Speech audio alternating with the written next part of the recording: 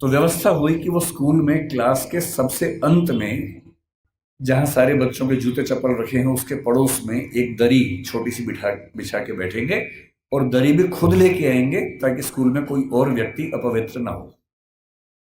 अब सोच के देखिए, इमेजिन कीजिए उस बच्चे की हालत कि एक बच्चा है, अपने घर से दरी लेके आता है, क्लास के अंत में जहां जूते चप्पल रखे हैं उसके पास में बिछाता है, बैठता है, बाद में लेके जाता है, उसके साथ कोई खाना भी नहीं खाता है, तो वो दीवार की तरफ चेहरा करके अपना भोजन करता है जो घर से लेके आया था। उसको पानी पीने की अनुमति नहीं है। आपने ये सब नहीं झेला होगा, उस बच्चे का सोचिए। ये आज से केवल और केवल 110 साल पहले की बात मैं कर रहा हूं, बहुत पुरानी बात नहीं है, 115 साल पहले की बात। तो मैं आपको थोड़ा सा बताना चाह रहा हूं कि आप किस भारत की ऐतिहासिक सामाजिक परंपरा में स्थित हैं और आपकी जिम्मेदारी क्या बनती है।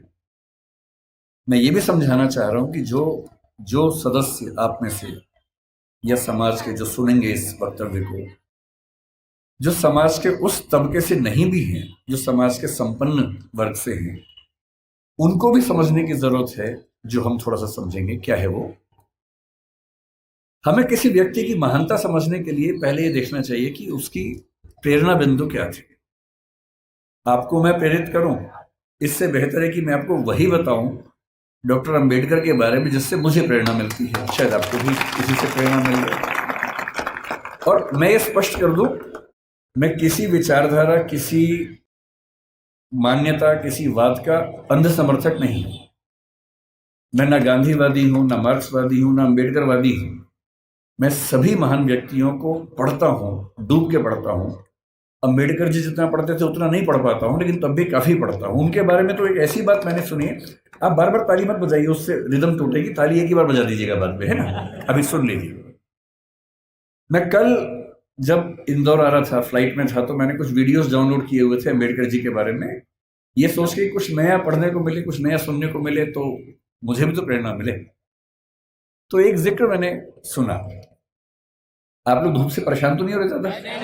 वैसे भी धूप मेरी तरफ ज्यादा है, आपकी तरफ तो कम है, तो है ना। तो अगर मैं बोल सकता हूं तो आप सुन भी सकते हैं, ऐसा क्या है। और आप बैठे हैं, मैं खड़ा हूं, तो आपको तो ज्यादा। तो मैंने कल एक बड़ा अच्छा जिक्र सुना। वो जिक्र एक विदेशी लेखक जिन्होंने किताब लिखी इनसाइड एशिया, ये 19 मतलब अंबेडकर के समकालीन लेखक थे, जिनका नाम था जॉन गुंटर, बड़े प्रसिद्ध लेखक थे।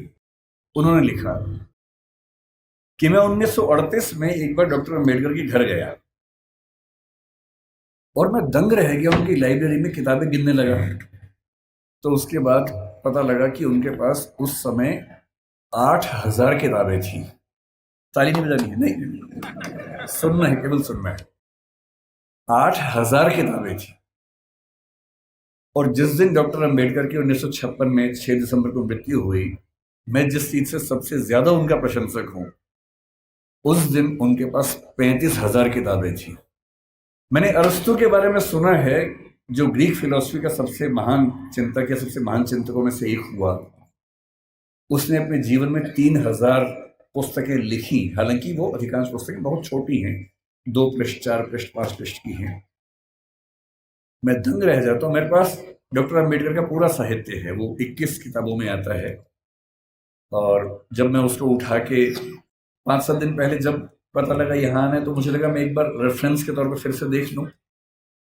इतना मोटा बंडल है उन किताबों का जो डॉक्टर अंबेडकर ने केवल अपने 65 साल के जीवन में लिखी है।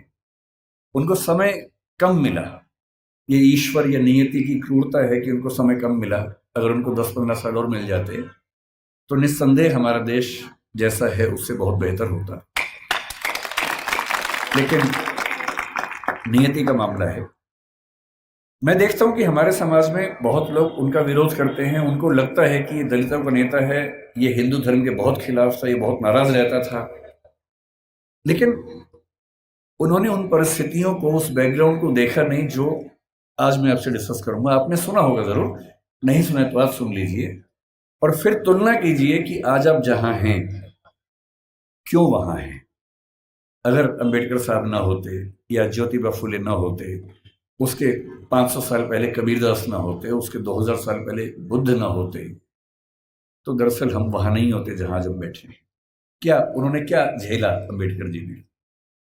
क्योंकि आप बच्चे हैं इसलिए मैं वही सी चीजें बताऊंगा जो आपको थोड़ा सुन के समझ में आएंगी और प्रेरणा मिलेगी आपको।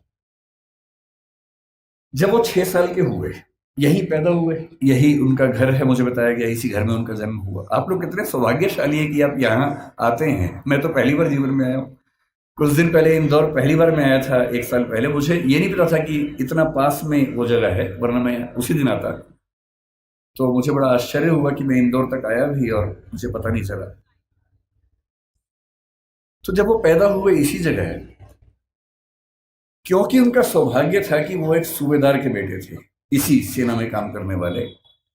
मुझे आज पता लगा कि MHOW क्यों कहते हैं, मिलिट्री हेडक्वार्टर्स ऑफ वार उसका नाम था।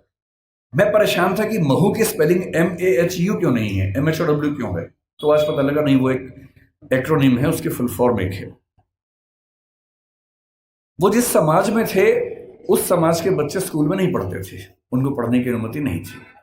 पर क्योंकि वो सूबेदार के बेटे थे, और सूबेदार एक कमीशन पद होता है सेना में, बड़ा पद होता है, तो इतना हो गया कि उनको स्कूल जाने का मौका मिल गया। पर उनकी माँ को, आदरणीय भीमाबाई जी को अच्छे से पता था कि जब बच्चा स्कूल जाएगा तो इसके साथ बहुत बुरा बर्ताव होगा, जिसको आपकी भाषा में बुलिंग कहते हैं, आजकल के बच्चों की भाषा में बुलिंग कहते हैं, उसका खतरा था। और माताओं को, पिताओं को बहुत चिंता होती है कि हमारे बच्चे के साथ स्कूल में ज्यादती ना हो, बदतमीजी ना हो। कल को आप भी पेरेंट्स बनेंगे, आप भी इस दर्द से गुजरेंगे। ऐसे कई बच्चे होते हैं, कोई फिजिकली उतना ठीक नहीं है, कोई मेंटली उतना ठीक नहीं है। जब वो स्कूल जाते हैं बच्चे, एक तो पहले वो पीड़ित है, उसके बाद स्कूल के बाकी बच्चे उनका मजाक बनाते हैं, चिढ़ाते हैं। पेरेंट्स को इतना दर्द होता है इस बात से, लेकिन क्या करें। तो उनकी माता जी ने, भीमाबाई जी ने कहा कि देख बेटा, स्कूल जा रहा है, पहले ही समझा रही हूं, बहुत बुरे अनुभव होंगे। लड़ना मत, झगड़ना मत, विद्रोह करके छोड़ मत देना, क्योंकि पढ़ाई करोगे वो अकेला रास्ता है कि कुछ बड़ा कर पाओगे जीवन में, वरना कोई दूसरा रास्ता नहीं है। इस बात को उस छोटे से बच्चे ने मन में बिठा लिया। वो स्कूल गया। उस स्कूल में पहली बार कोई ऐसा बच्चा आया था जो समाज के अछूत कहे जाने वाले समुदाय का हिस्सा था। जो बाकी बच्चे थे बुरे नहीं थे, पर वो भी अपने अपने घर से सीख रहे थे, अपने समाज से सीख रहे थे। उनको ये पता था कि ऐसे बच्चों के साथ नहीं बैठना है, दूर रहना है। तो व्यवस्था हुई कि वो स्कूल में क्लास के सबसे अंत में, जहां सारे बच्चों के जूते चप्पल रखे हैं, उसके पड़ोस में एक दरी छोटी सी बिछा के बैठेंगे, और दरी भी खुद लेके आएंगे ताकि स्कूल में कोई और व्यक्ति अपवित्र ना हो।